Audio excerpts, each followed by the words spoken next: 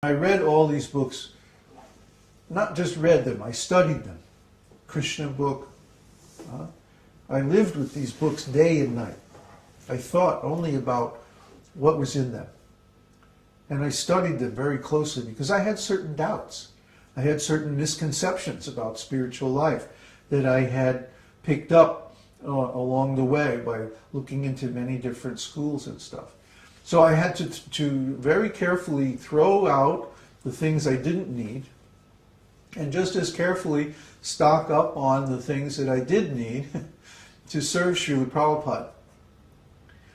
Prabhupada. And I also had certain doubts about his organization, especially about the leaders. And from the very beginning, I could see that the leaders were political rather than so much spiritual people. So I very carefully studied Śrīla Prabhupada's books. I understood the philosophy that he was teaching, not others. And I used that philosophy to analyze the situation. And this confirmed my feelings that the leaders actually were more politically inclined than spiritual. And so when I did finally move into the temple, I had settled my mind. I understood the philosophy clearly and had made a determination in my mind, I'm here to serve Śrīla Prabhupada. I am not here to serve these other people. I may have to put up with them, I may have to deal with them, I may have to tolerate them in so many ways. But they're doing something different than what is described in these books. And I'm not here to do that. I'm here to do what Śrīla Prabhupada is describing in his books. So it took almost a year before I found another devotee who thought the same way, and that was Vishnu John Swami. So I apprenticed myself to him and basically followed him around for over a year, almost a year and a half. And at that time, I absorbed many of his attitudes and many of his skills in devotional service and so on. And since then, I really haven't found another advanced devotee that I could say, that I could follow, except for Śrīla Prabhupada. And of course, my godbrothers didn't like that. They wanted me to serve them, help them advance their careers, their powers, and so on. But I wasn't there for that. I was there to serve Śrīla Prabhupada. That was my understanding, that was my determination, and once I made that determination, nobody could sway me, nobody could deviate me. You understand? So if you have doubts, if you have misunderstandings, if you have obstacles to your devotional service, you have to take care of those by yourself. I can't do it for you. You have to sit and study the books. You have to understand his teaching and you practice it until you understand what the problem is, whether it's a doubt or some personal obstacle in your life or whatever it may be that's stopping your spiritual progress. You have to diagnose it and fix it with your own endeavors. I can't do it for you. You see? I may be able to help with the diagnosis by doing astrology reading or by having a counseling session or something like that. But still, I don't have the complete information. Only you do.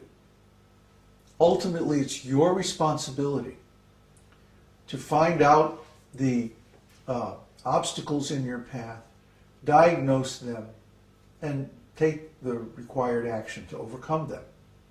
And it might take years to overcome them. Some of the obstacles to devotional service are very subtle, very deep in our personality structure. And it may take years to overcome. It almost certainly will take years to overcome some of the problems that are keeping us from being self-realized. But like we said, what else is there to do? Is there anything better to do in this whole universe? I don't think so. So you should settle in for the long haul here. Vyavasayatmika buddhi. Make your determination. Fix your determination on a specific goal of devotional service and pursue that goal with all of your determination and energy. Because the things that you do in the material world are all temporary. The only thing you can take with you is your advancement in spiritual life. So that should be your main endeavor. That should be your main engagement. All these other things are simply temporary. And that's what we're here to help you with. So, are they getting sound? Yes. Now they're getting, okay. What time is it? 1:24. Okay, are there any questions? Just one from Peter before he was asking, so the Vedas were split up by Vyasadeva in 4 parts just recently in the Dvapara Yuga? Yes. He's asking, were the Vedas split up into 4 parts by Vyasa just recently? And the answer is yes. He split them up because in Kali Yuga, people are very slow. Mandalapati. Their mind is very dull. So, manda means actually like useless.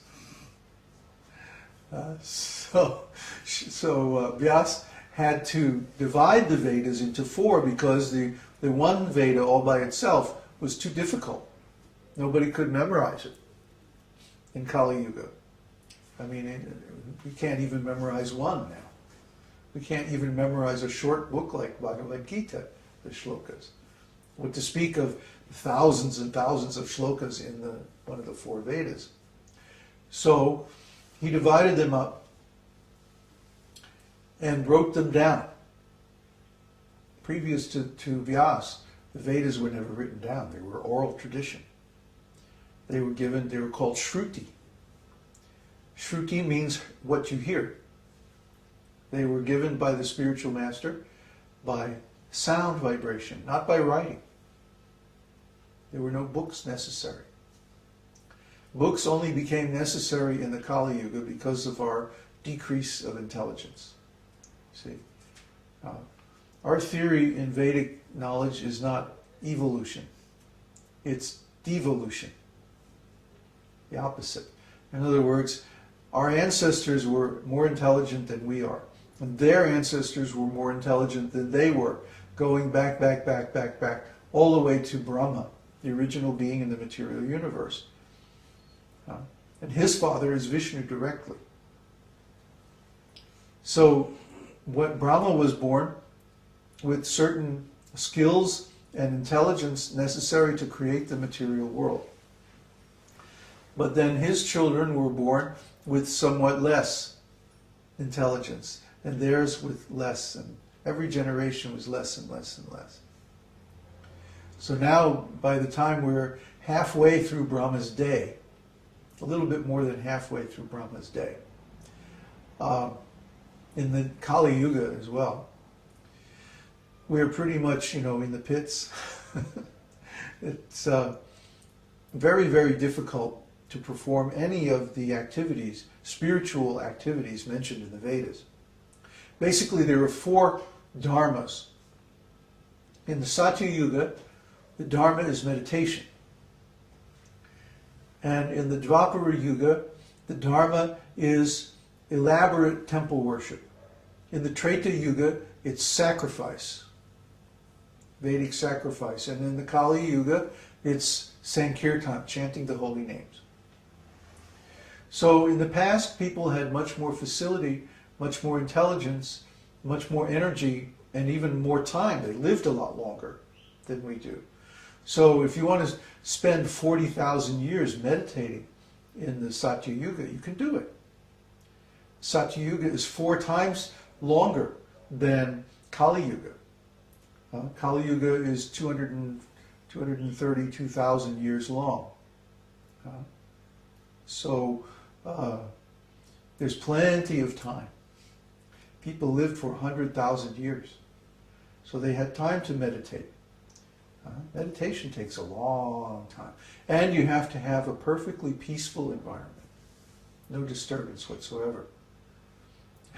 Here in our environment today, there's all kinds of noise from traffic, and the neighbors have a dog farm, I think.